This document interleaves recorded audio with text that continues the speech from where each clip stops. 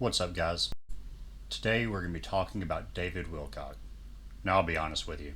At first, I completely disregarded the idea that there was anything suspicious here. Because if you look at the official narrative, it's pretty solid. You've got reports, you've got witnesses, you've got timelines that line up. On paper, it's about as closed case as it can get. And that matters. Because if you ignore that, you're not asking questions anymore. You're just picking a side.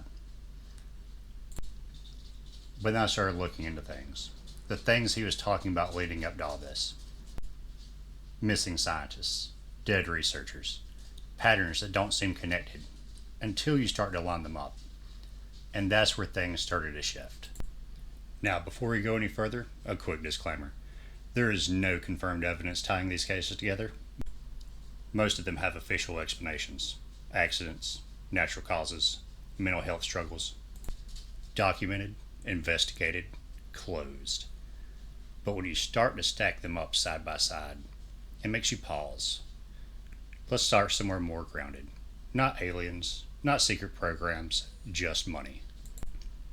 That's right, good old corporate interests. This is where most real world pressure actually comes from. Not secrecy for the sake of secrecy. Money, intellectual property, market control. Entire industries have been built or destroyed over a single breakthrough, and companies will protect that aggressively. Lawsuits that bury smaller competitors, NDAs that follow people for years, patent battles that drag on until someone runs out of resources. Nothing dramatic, just pressure. Financial, legal, career-ending pressure. Why? Because it's the cleanest way to control a situation. Make sure it never actually becomes one. Now imagine, hypothetically, if you're working on something that could disrupt an entire industry, energy, pharmaceuticals, advanced materials, if that leaks, or if someone starts connecting the dots publicly, that's not just an idea anymore. That's billions on the line. So most of the time, it gets handled quietly. No headline, no spectacle, just contained. Because when people jump straight to the extreme explanations, they skip over what actually happens most of the time. That leads to the next question. What happens when corporate interests aren't enough? That's where governments come in. And here's the thing. People hear government silencing dissent and immediately think conspiracy. But historically, parts of that are real. Programs like COINTELPRO, those actually existed. Surveillance, disruption, monitoring individuals and groups seen as threats, not speculation. That's documented history. Now, to be clear, those programs were exposed, investigated, restricted, but they proved something very important. The capability exists. And at certain points in time, the willingness did too. Now, fast forward to today. You don't really see the same level of direct interference, at least not openly. But what you do see is pressure. Whistleblowers, people who push into sensitive areas. Then suddenly, they themselves find themselves under investigation, facing legal challenges. Think about Edward Snowden. Same thing happened to him. Career unraveled. Again, not overly dramatic, but it's effective. Very effective. Countries like China, Russia, they don't operate with the same level of subtlety, control over the media, control over the information, direct consequences for stepping out of line. So now we've set up the framework, corporate incentive, government capability, and mechanisms, real, documented mechanisms for controlling the information flow. And then you add the pattern, missing and dead scientists. Now again, we have to be careful here.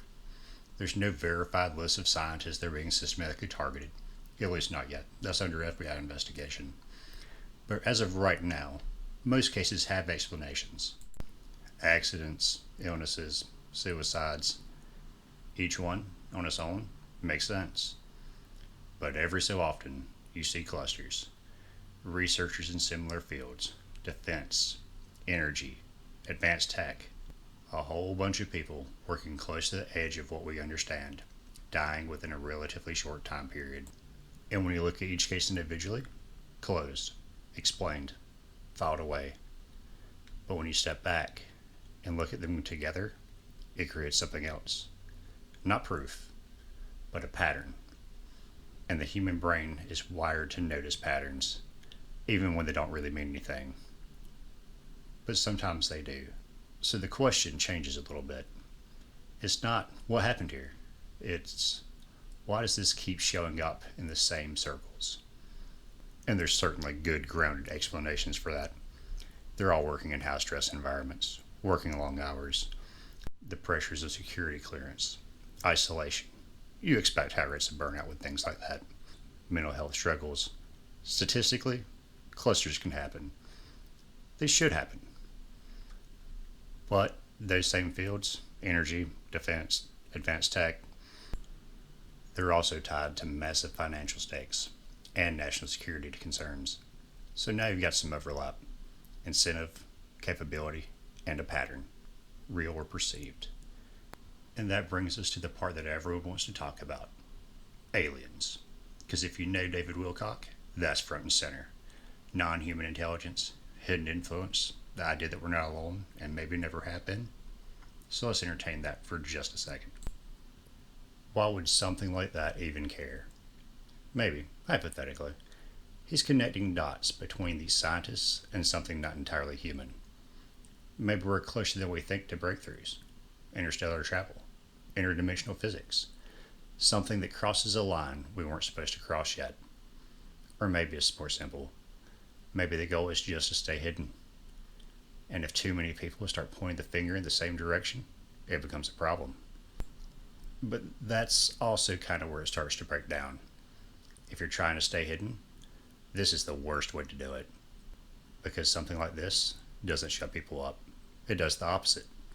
It makes people dig harder, deeper, especially the exact audience that's already primed to question everything.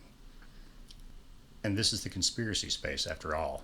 If something feels off, people don't walk away from it. They lean in. So if there was something there, this would be a messy way to handle it. Which brings us back to where we started. When you lay all of this out, it doesn't get clearer.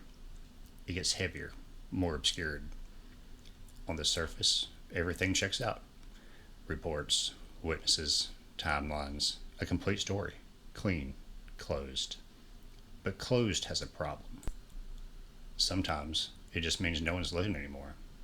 Underneath that, you've got incentive, you've got capability, you've got patterns that may or may not mean anything at all. And then you've got people like Wilcock, operating right on the edge of what's known and what's suggested. Now maybe that doesn't mean anything.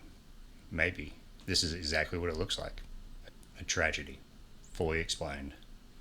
But here's the part that sticks with you. If something was being hidden, it wouldn't look dramatic. It wouldn't look like a movie. It would look exactly like this. Documented, explained, filed away. Nothing to question, nothing to see. And that's what makes it so difficult. Because the difference between a closed case and a perfectly contained one isn't always obvious. So you're left with a choice. Accept what's in front of you, or keep pulling on threads, knowing you may not like where they go. Just understand, not every answer brings clarity. Sometimes it just shows you how much you were never meant to see.